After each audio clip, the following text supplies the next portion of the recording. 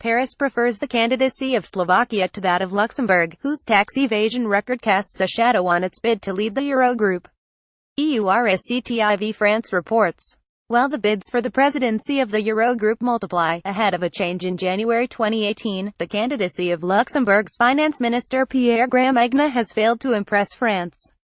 Luxleaks, the Panama Papers and the Paradise Papers have all underlined Luxembourg's significant enabling role in tax evasion by businesses and individuals alike. If the European Commission, chaired by a Luxembourger, Jean-Claude Juncker, has made regulatory proposals to limit the options of tax dodgers, including the automatic exchange of information or country-by-country reporting, there is still much to be done. The urgency today is to put in place serious tools to fight against tax evasion.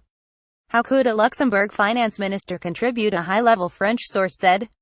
Giving Luxembourg another top EU position, while the country resists any fight against tax evasion, does not seem the most appropriate choice. Recently, Luxembourg has been very reluctant towards the French proposal to tax digital giants Google, Apple, Facebook and Amazon. A fairly systematic position, which is causing headaches in the EU's Directorate General for Tax and Customs Union. Juncker plays the game, but his compatriots don't, lamented a source at the Commission.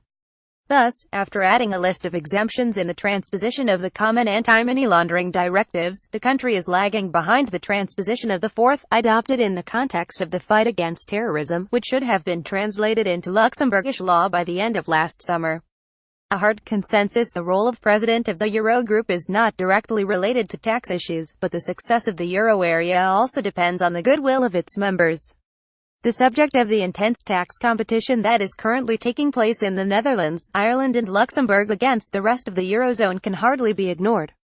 France put forward its Minister for Economy Bruno Le Maire, but it would be more willingly to support the Slovakian Minister of Finance Peter Casimir, who recently announced his candidacy.